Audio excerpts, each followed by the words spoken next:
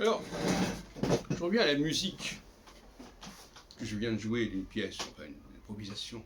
Pour moi, la création est une improvisation. Improviser, ça veut dire qu'on ne sait pas où on va, on n'a pas d'objectif, on ne cherche pas à imiter quelqu'un, on improvise. C'est-à-dire qu'on ne sait pas, on ne peut pas prévoir. J'ai créé une chaîne il y a quelques années qui s'appelle Muse Improvision. Mais improvision, ça renvoie à improvisation, quelque part. Est-ce qu'on imagine Beethoven jouant Bach ou Mozart? Soyons sérieux. Bon, je sais qu'il y a eu des cas, mais malgré tout, celui qui fait cela, c'est un interprète, ce n'est pas un compositeur au sens classique du terme.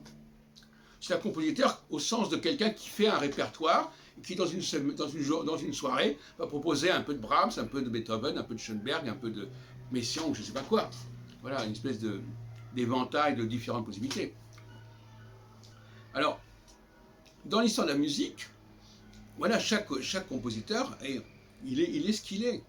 Maintenant, l'historien de la musique, c'est une autre affaire. C'est pour ça que le mot historien me gêne quand on parle de musique ou de philosophie. Autant dans d'autres domaines, ça fait sens, parce qu'il y a eu des choses qui ont été faites à un moment donné. Il y a eu des pensées il y a eu des découvertes scientifiques qui ont été faites à un certain moment.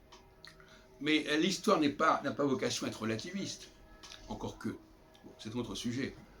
Mais l'histoire de la philosophie ou l'histoire de la musique, c'est vrai pour des gens qui ne sont pas, justement, des créateurs, ou qui ne le sont qu'au deuxième degré, des compositeurs, des gens qui vont faire une sorte de salade avec ce qui existe déjà. J'écoutais ce matin Géraldine Mostin-Chavois dans Les chemins de la philosophie. On avait le malaise dans cette discussion à propos des mains sales de Sartre, etc., c'est qu'on est dans l'objectivation. Voilà.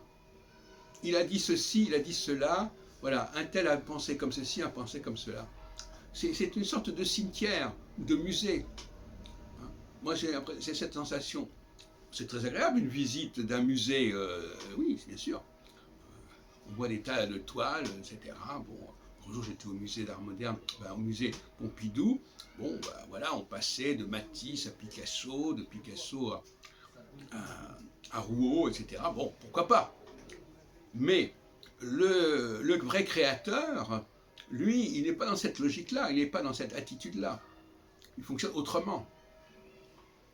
Et donc là, on voit bien qu'il y a une dialectique, une dualité, une complémentarité entre ceux qui créent vraiment quelque chose, qui impulsent quelque chose, qui improvisent quelque chose, et qui s'y tiennent à leur façon de faire. Et puis, dans un deuxième temps, il y a des gens qui font le tri, qui composent, qui rassemblent, et c'est pas le même métier. Voilà, donc je crois qu'il faut arriver à cette compréhension que ce qu'on appelle le philosophe, moi je pense à quelqu'un comme Michel Onfray, est-ce qu'il est historien de la philosophie ou est-ce qu'il est philosophe? Le philosophe, ce n'est pas un historien, ce n'est pas quelqu'un qui va vous faire un saut d'érudition philosophique, j'ai lu ceci, j'ai lu cela, etc.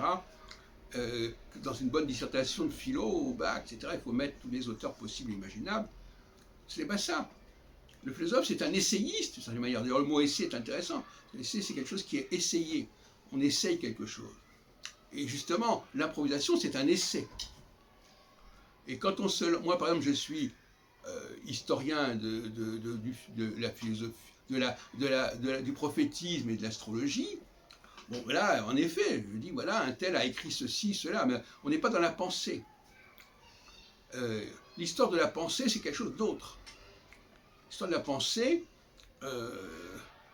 pensée, chacun, pour moi, nous avons des structures mentales qui déterminent notre pensée.